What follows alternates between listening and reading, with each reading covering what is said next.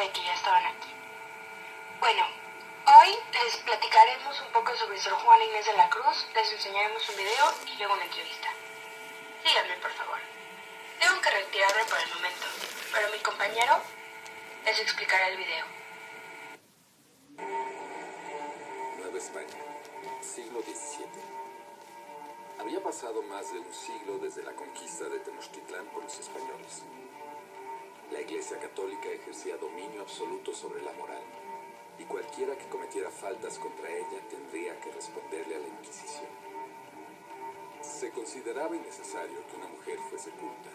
Las insistencias de Sor Juana Inés de la Cruz desafiaban a la Iglesia por ser mujer, por ser monja y por escribir versos profanos.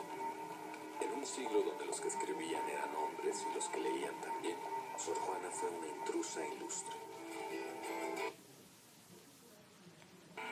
Espero hayan disfrutado de este video.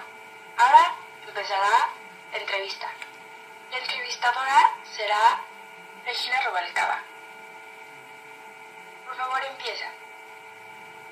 El día de hoy tenemos la oportunidad de entrevistar a la legendaria e icónica escritora novohispana Sor Juana Inés de la Cruz, conocida mundialmente por la universalidad de su pensamiento, la brillantez de su ingenio, la corrección de su prosa y la magnificencia de su poesía.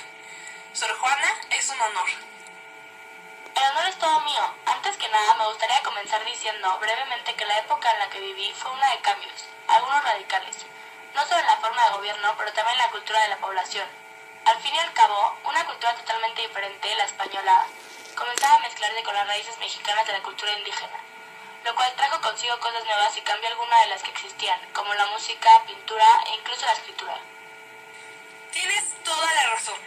Es por eso que te pregunto antes que nada, ¿quién eras? Desde que era tan solo una niña me encantaba leer y escribir. Es más, a los 8 años escribí mi primera obra. Cuando era apenas un adolescente, llamé la atención de la corte virreinal de la Nueva España por mi inteligencia y mi habilidad, a pesar de que era mujer y eso no estaba bien visto hacia la sociedad. Cuando crecí, no solo seguí estando interesada por saber más, sino que también realicé experimentos científicos. Reuní una biblioteca, compuse obras musicales y escribí de todo, desde poesía hasta teatro y también algo de filosofía. Desde entonces he sido considerada una de las escritoras más importantes de toda la historia de nuestro país. Impresionante. Hace un momento mencionaste que hubo muchos cambios culturales durante el virreinato. ¿A qué se debieron? Bueno, principalmente todos estos cambios se originaron cuando la economía y la política se estabilizó, pero otro factor importante fue que los criollos querían libertad, para lo cual establecieron nuevos estilos artísticos y nuevas ideologías encaminadas al arte. Se comenzaron a mostrar alrededor del siglo XVII, que fue la época en la que yo viví. ¿Qué me puedes decir de la arquitectura? ¿Cuáles eran los estilos? ¿Qué tipo de edificios se construían entonces? Antes de esta etapa de cambios, el estilo de la arquitectura era grecolatino, pero este se transformó poco a poco al barroco, que había sido impulsado por el recentismo europeo. Sin duda, ese fue el estilo más importante durante el virreinato. Sobre los tipos de edificios, principalmente se construyeron iglesias, catedrales y conventos, pues como sabes, la iglesia tenía un papel muy importante en el gobierno y en la forma de vivir, pero también se construyeron muchos hospitales y colegios que siguen siendo importantes. Otro cambio importante fue el de la pintura. ¿Cómo eran las pinturas? ¿Quiénes eran los pintores más famosos? Sí, la pintura, como todo lo demás, también se vio afectada por este boom a las artes. Las obras de la iglesia eran definitivamente las más importantes, pues tenían el mayor apoyo de la clase alta. Además, que como te acabo de mencionar, la iglesia jugaba una parte clave en la sociedad. Juan Correa y Cristóbal Villalpando fueron de los pintores más importantes. Me parece que puedes ver sus obras en lugares como la Catedral de México o la Pinacoteca Virreinal.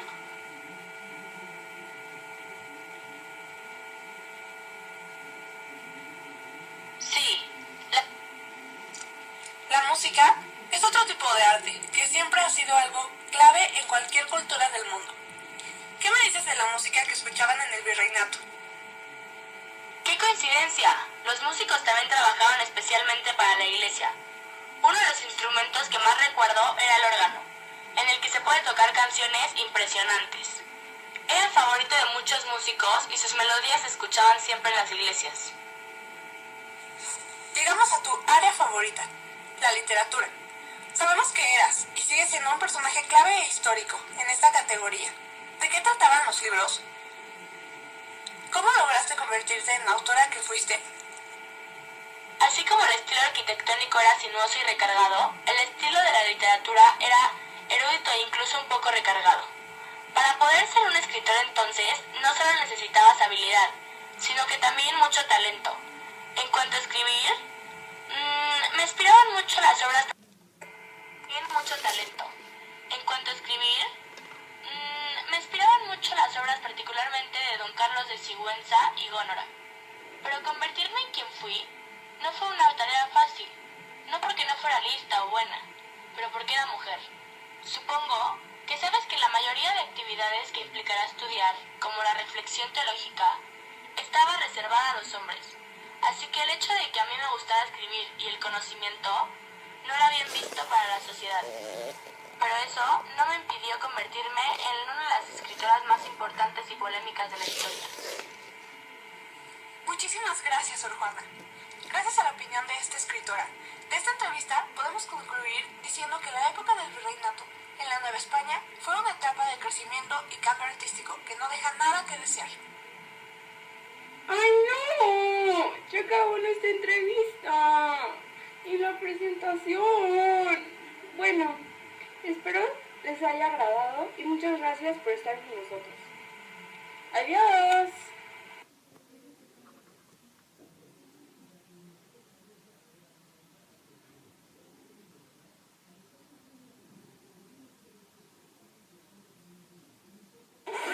Created using Powtoon.